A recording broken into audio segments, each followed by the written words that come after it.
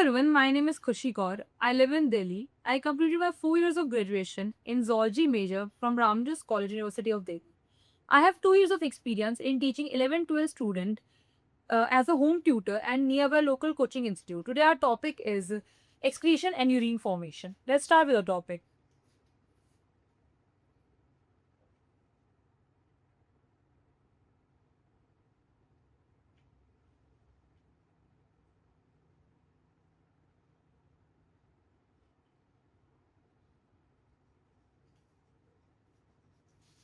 It includes further subtopics like nephron.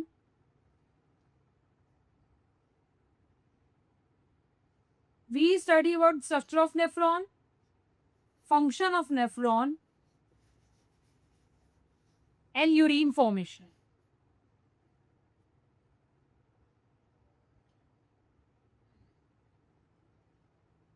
First we start with nephron. Kidney हमारे body में एक pair present होती है. किडनी का काम होता है कि वेस्ट प्रोडक्ट जो होता है हमारी बॉडी का उसको एलिमिनेट करना, एक्सक्रीशन में काम करती है किडनी. नेफ्रॉन जो है वो किडनी के अंदर स्ट्रक्चर एंड फंक्शनल यूनिट होता है. Smallest structure and functional unit nephron है. तो नेफ्रॉन का काम भी वही है, एलिमिनेशन, वेस्ट मटेरियल को एलिमिनेट करना. अगर हम एक स्ट्रक्चर देखें अपनी किडनी का, तो ये अगर मान लो किडनी का स्ट्रक्चर है, तो किडनी के अंदर ये मेडुलरी पिरामिड्स हो गए.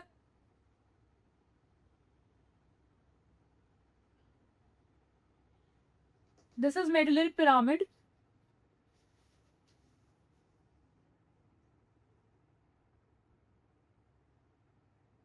This is cortex region. C से कॉर्टेक्स, सी से कवरिंग, जो ये आउटर मोस्ट लेयर है. This is renal pelvis. यहाँ पे दो तरह की वो ब्लड वेसल्स आती हैं, renal artery and this is renal vein. A से आर्टरी, ए से आना, ये ब्लड लेकर आती है, और ये रीनल वेन जो है वो ब्लड लेके जाती है. तो आर्टरी डीऑक्सीडेटेड ब्लड अंदर लेकर आती है, इसके अंदर वेस्ट मटेरियल है, और किडनी जो है वो उसको फिल्टर आउट करके जो सही जो वेस्ट है जिसमें एक्सक्रीट हो चुका है वेस्ट मटेरियल, वो रीनल वेन वापस लेके चली जाती है. अगर हम यहाँ पे देखें तो एक मेडुलरी पिरामिड में तो नेफ्रॉन है. नेफ्रॉन प्रेजेंट है, स्ट्रक्चर ऑफ फंक्शन यूनिट है किडनी का. अब नेफ्रॉन अगर देखें तो नेफ्रॉन के दो तरह के नेफ्रॉन होते हैं. एक होता है कॉर्टिकल नेफ्रॉन, एक होता है मेडुलरी नेफ्रॉन. कॉर्टिकल नेफ्रॉन जो होता है उसका जो मेजर रीजन होता है वो कॉर्टेक्स रीजन में होता है, उसको लूप ऑफ हेनले बहुत छोटा होता है. पर जो मेडुलरी नेफ्रॉन होता है उसका लूप ऑफ हेनले बड़ा होता है और मेडुलर रीजन में ज्यादा एक्सटेंड करता है. कॉर्टिकल नेफ्रॉन जो है वो बेसिकली 80% तक प्रेजेंट होते हैं बॉडी के अंदर, और मेडुलरी नेफ्रॉन सिर्फ 20% प्रेजेंट होते हैं. तो अगर हम नेफ्रॉन का बिगर वर्जन देखें, नेफ्रॉन का अगर हम बिगर वर्जन देखें तो it seems like this.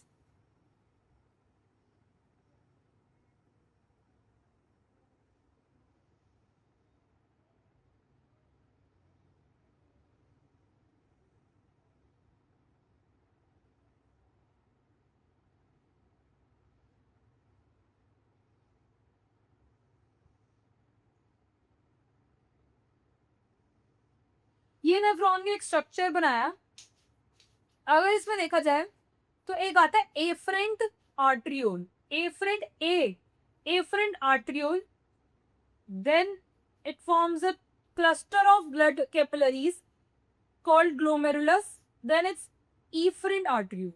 efferent arteriole का जो डायमीटर है वो कंपैरेटिवली efferent arteriole से ज्यादा होता है. efferent arteriole का काम होता है ब्लड लेकर आना. ए से एफरेंट, ए से आना, ये ब्लड लेकर आती है. एट efferent arteriole का काम होता है ब्लड लेके जाना.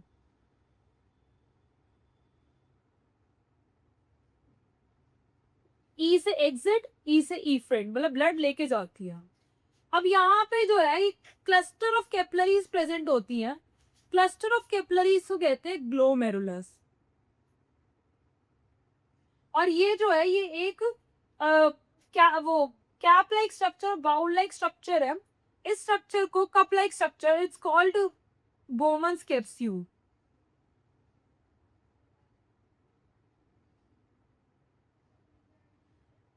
ये जो रीजन दिख रहा है इसको कहते हैं PCT, proximal convoluted tubule. Proximal, P से प्रोक्सिमल, पी से पहले, ये पहले प्रेजेंट होता है। And this is DCT, distal convoluted tubule, ये बाद में प्रेजेंट होता है। And this is descending loop of Henle.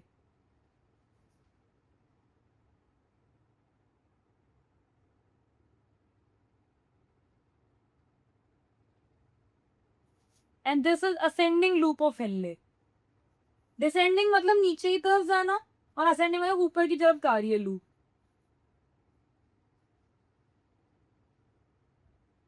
Loop of Henle. और ये जो है ये कलेक्टिंग डक्ट है।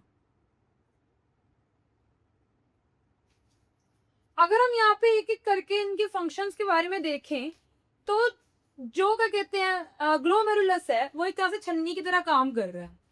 और ये जो बोमन्स कैप्सूल है ये कप लाइक स्ट्रक्चर है जिसके अंदर, जिसका छन्नी का काम छन्ना होता है, और बोमन्स कैप्सूल का काम होता है कि बस इसको बाकी जो फिल्टर आउट ब्लड है उसको वापस लेके जाना। तो छन्नी का काम क्या है कि बड़े बड़े जैसे कि blood plasma cells, blood cells और बड़े बड़े प्रोटीन प्लाज्मा जो होते हैं उनको फिल्टर आउट करना और उसको पास ना होने देना। अब जो फिल्ट्रेट बचा है अब वो फिल्ट्रेट आगे आगे मूव करेगा, आगे आगे मूव करेगा, और जो बड़े बड़े ब्लड सेल्स और प्लाज्मा है वो यहीं पे रिटेन रहेंगे और इफरेंट आर्टियोल उसको लेके चली जाएगी ब्लड के अंदर। अब इफरेंट आर्टियोल आगे जाके, आगे मूव करके इसके आसपास पेरिफेरल कैपिलरीज बनाती है जिसके अंदर ब्लड फ्लो होता है। पेरिफेरल कैपिलरी जो ब्लड फ्लो करती है, इनके अंदर ब्लड फ्लो हो रहा है। अब फिल्ट्रेंट जो है वो आगे आगे मूव करेगा और फिल्ट्रेंट के अंदर अभी भी कुछ स्मॉल मॉलिक्यूल्स हैं जो हमारी बॉडी के लिए नेसेसरी हैं। तो अब बॉडी क्या करेगी कि जो नेसेसरी चीजें हैं जो फिल्ट्रेंट से उसको एब्जॉर्ब करेगी, रीएब्जॉर्ब करेगी, कि जो मेन चीजें हैं वो निकल ना जाए बॉडी से, एलिमिनेट ना हो, उसके कमी ना हो जाए। तो अब क्या होगा कि इसमें आगे फर्दर अलग अलग और अलग अलग पार्ट्स के अंदर अलग अलग चीजें रीअब्सॉर्ब होंगी वापस से टिब्यूल से ब्लड के अंदर। अब पीसीटी के अंदर देखा जाए तो क्या क्या चीजें रीअब्सॉर्ब होती हैं? Mainly glucose, amino acids, Na+ ions, K+ ions, Cl- ions. Glucose और अमाइनो एसिड्स का मैक्सिमम रीअब्सॉर्प्शन यहाँ होता है और Na+ आयंस और Cl- आयंस पैसिवली यहाँ पे रीअब्सॉर्ब करे जाते हैं, और जो K+ आयंस है उनका एक्टिव रीअब्सॉर्प्शन होता है। तो इसके अगर आगे जो फिल्ट्रेंट अब आगे मूव करेगा और डिसेंडिंग लूप ऑफ हेनले में बढ़ेगा। डिसेंडिंग लूप ऑफ हेनले की जो मेम्ब्रेन है वो बेसिकली वाटर के लिए परमिएबल रहती है और इसके अंदर मैक्सिमम रीअब्सॉर्प्शन होती है वाटर की, और ये थोड़ी इम्परमिएबल होती है सॉल्यूट्स के अंदर। तो सॉल्यूट इससे ज्यादा रीअब्सॉर्ब नहीं होते हैं। पर जब फिल्ट्रेट वापस से असेंडिंग लूप ऑफ हेनले में जाता है तो जो असेंडिंग लूप ऑफ हेनले की जो मेम्ब्रेन है वो परमिएबल होती है ज्यादा आयंस के लिए एज कंपेयर टू वाटर के लिए। तो यहाँ पे रीअब्सॉर्प्शन ज्यादा आयंस का होता है। आयंस कौन कौन से? Na+, K+, Cl-, HCO3-, ऐसे अलग अलग आयंस इसके रीअब्सॉर्ब होते हैं। Then it moves to DCT, distal convoluted tubule. DCT पे अलग अलग, DCT में एल्डोस्टेरोन हार्मोन होता है, उसका एक्शन होता है। एल्डोस्टेरोन हार्मोन क्या काम करता है? सोडियम का रीअब्सॉर्प्शन करवाता है। तो मेनली सोडियम का रीअब्सॉर्प्शन होता है। सोडियम का रीअब्सॉर्प्शन कहाँ से कहाँ तक, कहाँ से कहाँ हो रहा है? टिब्यूल से आसपास जो पेरिफेरल कैपिलरी से ब्लड पास हो रहा है वहां पर होता है। तो Na+ मोस्टली यहाँ रीअब्सॉर्ब हो रहे हैं, K+ रीअब्सॉर्ब हो रहे हैं, बेसिकली आयंस रीअब्सॉर्ब हो रहे हैं। और कलेक्टिंग डक्ट का काम क्या होता है? वो भी वाटर रीअब्सॉर्प्शन का काम करवाता है। तो बेसिकली हर अलग अलग पार्ट का नेफ्रॉन का अलग अलग काम होता है। अब यूरिन फॉर्मेशन में ना, यूरिन कैसा फॉर्म होता है? इसमें 3 काम होते हैं। एक होता है फिल्ट्रेशन, जो यहाँ पे फिल्ट्रेशन हुई। Then it is reabsorption, and then it is secretion. जो रीएब्जॉर्प्शन का प्रोसेस होता है वो ट्यूब्यूल से पेरिफेरल कैपिलरीज में होता है, और जो सिक्रीशन का काम होता है वो जो पेरिफेरल कैपिलरीज में ब्लड जो पास कर रहे हैं, इफ्रंट आर्टरियोल ब्लड आया है, वो वापस से कुछ ना कुछ चीजें जो है वो एलिमिनेट करेगा कि वो पास आउट हो जाए, तो वो सिक्रीट करेगा इसके अंदर ट्यूब्यूल्स के अंदर। हमने ये तो पढ़ लिया कि रीएब्जॉर्ब क्या हो रहा है, अब हम पढ़ेंगे सिक्रीशन किस चीज का होता है। This is the diagram of nephron. इसको हम अगर देखें तो ये ग्लोमेरुलस है, the cluster of capillaries, Bowman's capsule cup like structure. ये हमारा पीसीटी जहाँ मैक्सिमम रीअब्जॉर्प्शन हो रहा है ग्लूकोज अमाइनो एसिड्स का। This is descending loop of Henle जो परमिएबल है, जिसकी लेयर मेम्ब्रेन वाटर के लिए। This is ascending loop of Henle जिसकी मेम्ब्रेन जो है वो इम्परमिएबल है वाटर के लिए, और मैक्सिमम एब्जॉर्प्शन जो हो रहा है, रीअब्जॉर्प्शन होता है वो सोल्यूट्स का होता है, आयंस का। दिस इज डीसीटी जहाँ पे एल्डोस्ट्रॉन का काम होता है, और Na+ का रीअब्जॉर्प्शन होता है यहाँ से एक्टिवली रीअब्जॉर्ब एनर्जी का यूज हो रहा होता है। And this is collecting duct, यहाँ पे वाटर का रीअब्जॉर्प्शन हो रहा है by the action of ADH, anti diuretic hormone.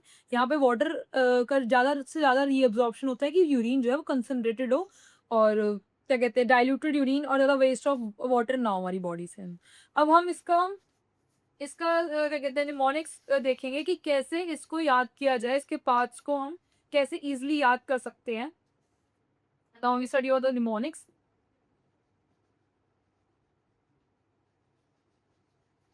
इसका निमोनिक है बंटी पानी लेकर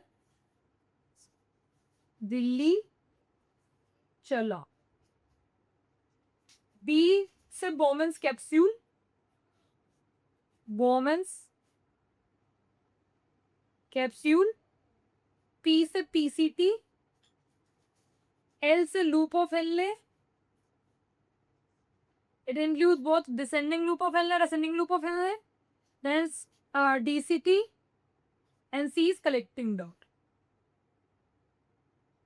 This is the mnemonics. अब हमने अभी तक फिल्ट्रेशन पढ़ लिया, रीअब्जॉर्प्शन पढ़ लिया, सिक्रीशन पढ़ लिया। सिक्रीशन हम बताने वाले थे अभी हम कि सिक्रीशन जो होता है वो पेरी ट्यूबुलर कैपिलरीज से अब ट्यूब्यूल्स के अंदर होगा। तो पीसीटी के अंदर बेसिकली क्या क्या वापस से सिक्रीट होता है? क्रेटिन, क्रेटिन हो गया, यूरिया हो गया, यूरिक एसिड हो गया, अमोनिया हो गया, NH4+। और डीसीटी के अंदर मेनली जो सिक्रीशन होती है वो होते हैं H+ आयंस की। H+ आयंस डीसीटी और कलेक्टिंग डक्ट के अंदर मेनली सिक्रीट होते हैं, क्योंकि उन्हें ऑस्मोटिक ग्रेडियंट मेंटेन करके रखना होता है, पीएच मेंटेन करके रखना होता है यूरिन का। अगर देखा जाए कि जो हम बहुत देर तक खड़े रहते हैं तो हमारा यूरिन जो है वो बहुत कंसंट्रेटेड रहता है। क्यों? क्योंकि ये सारा नेफ्रॉन जो है वो काम करता है कि हमारी बॉडी से एक्सेस में चीज़ें रिलीज ना हो, बल्कि जो हमारी बॉडी का जो वेस्ट है वो ही सिर्फ एक्सक्रीट हो।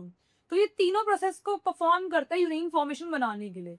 अब एक छोटी सी लास्ट चीज हम पढ़ेंगे, that is glomerular filtration rate.